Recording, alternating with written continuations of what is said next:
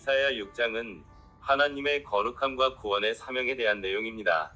6장 1에서 4절, 거룩하신 하나님과의 만남. 이사야 선지자가 성전에서 기도할 때 그는 지극히 높고 거룩하신 하나님을 보았습니다. 옷자락이 성전에 가득했고 그분을 섬기는 스랍들은 서로 화답하며 거룩하다, 거룩하다, 거룩하다 고 외쳤습니다. 이 말씀은 하나님이 온 우주를 다스리시는 왕이시며 그분의 영광과 거룩함이 얼마나 크고 두려운지를 보여줍니다. 이 경험은 이사야에게 하나님의 거룩함 앞에 선 인간의 죄성과 연약함을 깨닫게 하는 계기가 됩니다. 우리는 예배와 기도를 통해 거룩하신 하나님을 만나야 합니다.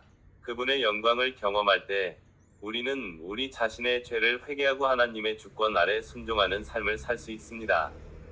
6장 5에서 7절, 죄의 용서와 정결함. 이사야는 자신이 부정한 입술을 가진 죄인이라고 고백합니다. 그 순간 스랍 중 하나가 제단 숯불을 가지고 이사야의 입술에 대어 그의 죄를 정결하게 합니다. 이는 인간의 죄가 하나님의 은혜로만 사함받을 수 있음을 상징합니다. 하나님의 용서와 은혜는 우리의 모든 죄를 깨끗하게 하고 우리를 새로운 존재로 거듭나게 합니다. 우리는 자신의 죄를 인정하고 회개할 때 하나님께서 우리의 죄를 용서하고 정결하게 하신다는 것을 믿어야 합니다. 그분의 용서는 새로운 삶을 시작하는 은혜의 선물입니다. 6장 8에서 13절, 구원의 사명과 심판의 경고. 하나님은 누가 우리를 위해 갈 것인가? 라고 물으십니다. 이사야는 주저하지 않고 내가 여기 있습니다. 나를 보내소서 라고 대답합니다. 하나님은 그를 이스라엘 백성에게 보내어 심판의 메시지를 전하게 하십니다. 백성은 그분의 말씀을 듣지 않을 것이고 나라는 황폐해질 것입니다. 그러나 마지막에는 남은 자들을 통해 다시 회복시키겠다는 희망의 메시지도 함께 전하십니다. 하나님은 우리를 구원하시고 거룩하게 하셨을 뿐만 아니라 우리를 하나님 나라의 복음을 전하는 사명자로 부르셨습니다. 우리는 이사야처럼 내가 여기 있습니다 라고 고백하며 때로는 고난과 어려움이 따르더라도 담대하게 복음을 전하는 사명자의 삶을 살아야 합니다. 이 사명은 하나님의 나라를 확장하고 세상을 변화시키는 중요한 부르심입니다. 이사야 7장에 대한 하나님 나라 관점에서의 설명과 교훈입니다. 7장 1에서 9절, 위기 속에 참된 신뢰. 이사야 7장은 유다왕 아하스가 아람과 에브라임의 연합군에게 공격받아 큰 위기에 처한 상황으로 시작합니다. 이때 하나님은 이사야를 통해 아하스에게 임마누엘, 곧 하나님이 우리와 함께 하신다의 표징을 약속하시며 그들을 두려워하지 말고 오직 하나님만 신뢰하라고 말씀하십니다. 이 말씀은 눈앞에 닥친 현실적인 위협보다 하나님의 약속을 더 크게 보라는 교훈을 줍니다. 우리 삶에도 여러 위기가 닥치지만 그때마다 두려워하는 대신 하나님의 약속을 붙들고 그분을 신뢰하는 것이 바로 하나님 나라 백성의 태도입니다. 7장 10에서 17절, 불신앙에 대한 심판과 구원의 표징. 그러나 아하스는 하나님의 제안을 거절하고 아수르를 위지하려는 불신앙적인 태도를 보입니다. 이에 하나님은 처녀가 잉태하여 아들을 낳을 것이요 그의 이름을 임마누엘이라 하리라 는 표징을 다시금 주십니다. 이 표징은 당장 아하스의 불신앙에 대한 심판의 경고이기도 하지만 동시에 장차 오실 예수 그리스도를 예언하며 하나님의 궁극적인 구원 계획을 보여줍니다. 아하스가 불신앙으로 심판을 자초했음에도 불구하고 하나님은 죄와 불신앙을 넘어선 영원한 구원을 약속하신 것입니다. 이는 우리의 불완전함과 죄악에도 불구하고 하나님께서 예수 그리스도를 통해 궁극적인 구원의 길을 열어주셨다는 사실을 강조합니다. 7장 18에서 25절, 불신앙의 결과와 영광스러운 회복. 마지막으로 이사야는 아하스가 위지하려 했던 아수르가 결국 유다를 황폐하게 만들 것이라고 예언합니다. 이는 하나님을 신뢰하지 않고 인간적인 방법을 택했을 때 초래되는 비참한 결과를 보여줍니다. 그러나 동시에 이사야는 황폐해진 땅에서 다시금 포도와 꿀이 생산될 것이라고 예언하며 궁극적인 회복을 소망합니다. 이는 죄와 불신앙의 결과로 고통을 겪을지라도 하나님께서 결국 모든 것을 회복시키시고 새로운 생명을 주실 것이라는 희망을 보여줍니다. 우리의 인생도 마찬가지로 불신앙의 결과를 경험할 수 있지만 하나님께서는 궁극적으로 회복과 새로운 시작을 약속하십니다. 이 회복은 예수 그리스도를 통해 완성되며 그분을 믿는 모든 자에게 주어지는 영원한 하나님 나라의 축복입니다. 이사야 8장은 하나님의 주권과 백성의 선택에 관한 내용입니다. 이사야 8장은 아람 에브라임 연합의 위협 속에서 이스라엘 백성이 하나님을 신뢰하지 않고 인간적인 방법을 위지하는 모습을 보여줍니다. 이 장은 하나님의 주권과 심판, 그리고 남은 자를 통해 이루실 구원의 약속을 강조하며 오늘날 우리에게도 중요한 교훈을 줍니다. 8장 1에서 4절, 속히 탈취하고 빨리 약탈하라.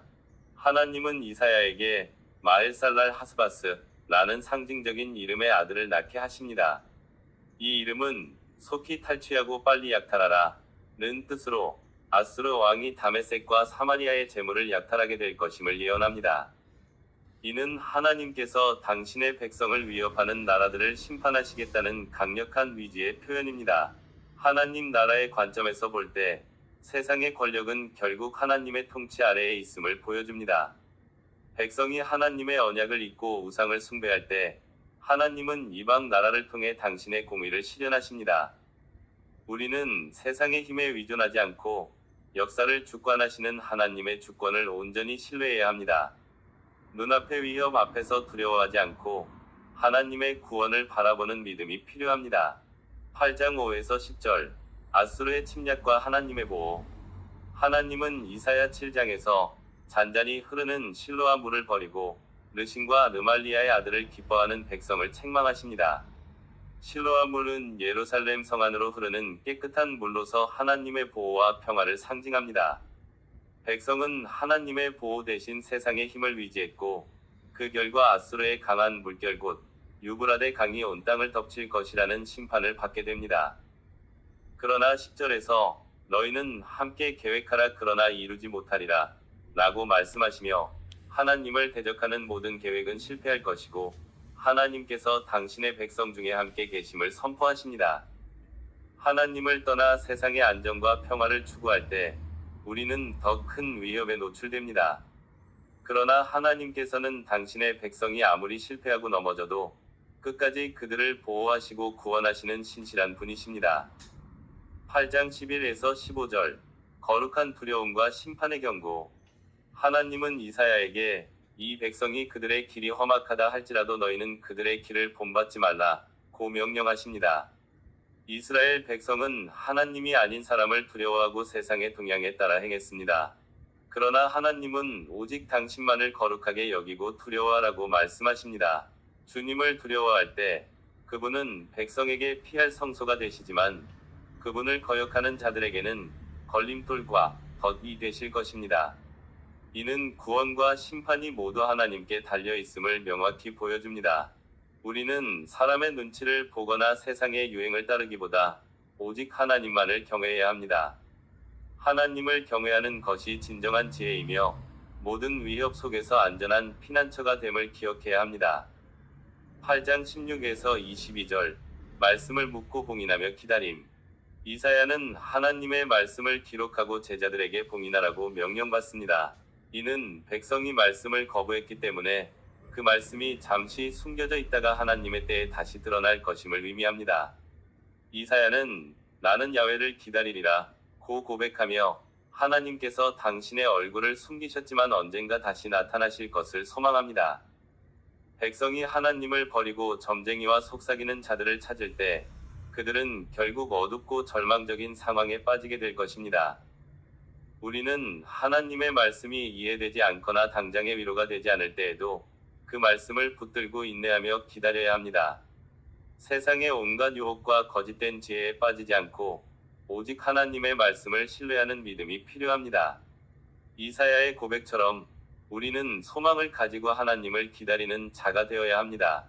이사야 9장은 이스라엘의 암울한 현실 속에서 빛으로 오실 메시아에 대한 예언을 통해 하나님의 나라를 선포합니다. 어둠과 고통에 처한 백성에게 큰 기쁨의 소식과 함께 그분을 통해 이루어질 구원과 평화의 시대를 약속하고 있습니다. 9장 1에서 7절, 빛으로 오신 메시아. 이사야 9장 1에서 2절은 스불론과 납달리 땅, 즉 이스라엘 북부 갈릴리 지역의 고통스러운 상황을 묘사합니다. 이 지역은 아수르의 침략으로 가장 먼저 파괴되었으며 흑암에 행하던 백성은 영적, 육체적으로 극심한 고난을 겪고 있었음을 의미합니다. 그러나 하나님은 이들에게 큰 빛을 보여주십니다. 이 빛은 단순한 희망이 아니라 장차 오실 메시아를 상징합니다. 9장 3에서 5절은 이 빛이 가져올 구원과 승리를 노래합니다.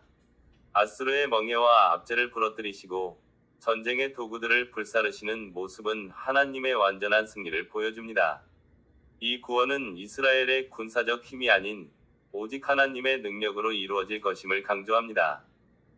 9장 6에서 7절은 이사야 9장의 핵심으로서 구원자로 오실 메시아의 정체성을 선포합니다. 한 아기로 태어나실 그분은 기묘자, 모사, 전능하신 하나님, 영존하시는 아버지, 평강의 왕이라는 5가지의 놀라운 이름으로 불립니다.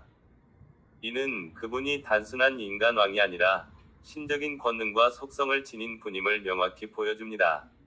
그 나라의 증가함과 평강함이 한이 없을 것이며 라는 구절은 그분이 통치하실 하나님의 나라가 영원하고 완전할 것임을 선언합니다. 우리는 9장에서 다음과 같은 교훈을 얻게 됩니다. 첫째, 어둠 속에서 빛을 찾으라. 우리가 삶의 고난과 절망 속에서 헤맬 때 이사야서의 백성들처럼 예수 그리스도라는 큰 빛을 바라봐야 합니다. 예수님만이 우리의 죄와 고통을 해결하고 참된 희망을 주실 수 있습니다. 둘째, 세상의 승리가 아닌 하나님의 승리를 기대하라. 우리는 종종 우리의 노력과 힘으로 문제를 해결하려 하지만 이사야 9장은 진정한 구원은 하나님의 능력으로만 가능함을 가르쳐줍니다.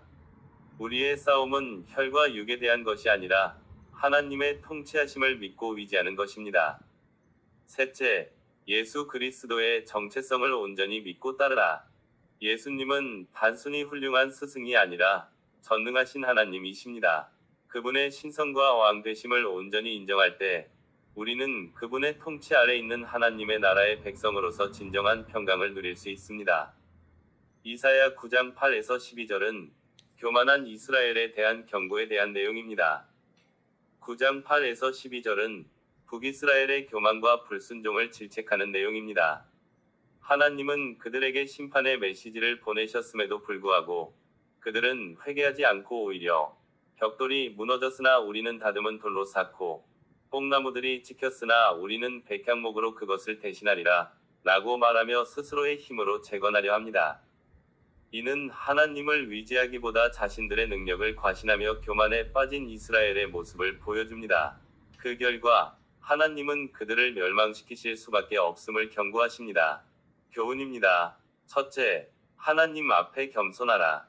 이스라엘처럼 우리도 고난 속에서 하나님의 도우심을 구하기보다 나의 지혜와 힘으로 모든 것을 해결하려는 교만에 빠질 수 있습니다. 어떤 상황 속에서도 우리는 스스로의 한계를 인정하고 오직 하나님의 도우심을 겸손히 구해야 합니다. 둘째, 하나님의 경고를 가볍게 여기지 말라. 하나님은 우리가 죄에서 돌이키기를 원하시기에 다양한 방법으로 경고의 메시지를 보내십니다. 이 경고를 무시하고 불순종을 고집하면 이스라엘처럼 더 큰 고통을 겪을 수 있음을 기억해야 합니다. 이사야 9장 13에서 21절은 심판의 이유와 결과를 보여줍니다.